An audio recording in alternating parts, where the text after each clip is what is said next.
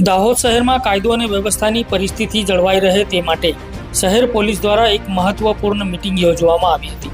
આ મીટિંગમાં શહેરના જ્વેલર્સના વેપારીઓ તેમજ વિવિધ બેંકોના મેનેજરો અને કર્મચારીઓ ઉપસ્થિત રહ્યા હતા।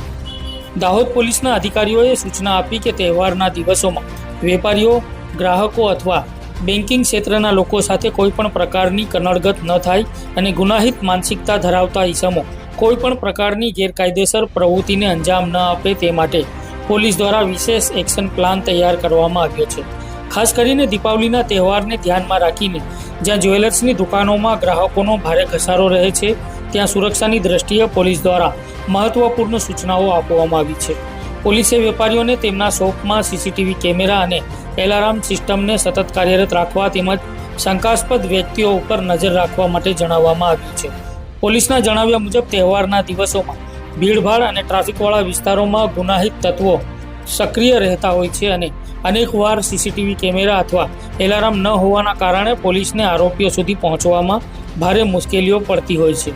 આ પરિસ્થિતિને ધ્યાનમાં રાખીને આ વર્ષે પોલીસ દ્વારા આગોતરું આયોજન કરીને શાંતિપૂર્ણ અને સલામત રીતે દીપાવલી ઉજવાય તે માટે ખાસ ટીમો ગોઠવવામાં આવી છે। આ મિટિંગમાં જિલ્લા પોલીસ વડા રવિરાજસિંહ જાડેજા, હેડક્વાર્ટર ડીવાયએસપી સાજિદ રાઠોડ અને ડિવિઝનના ડીવાયએસપી જગદીશ ભંડારી ઉપસ્થિત રહેવા પામ્યા હતા, જેમને પોલીસની તૈયારીઓ વિશે વધુ માહિતી આપી હતી। સાંભળીશું દાહોદ ડિવિઝનના ડીવાયએસપી જગદીશ ભંડારી સાહેબ।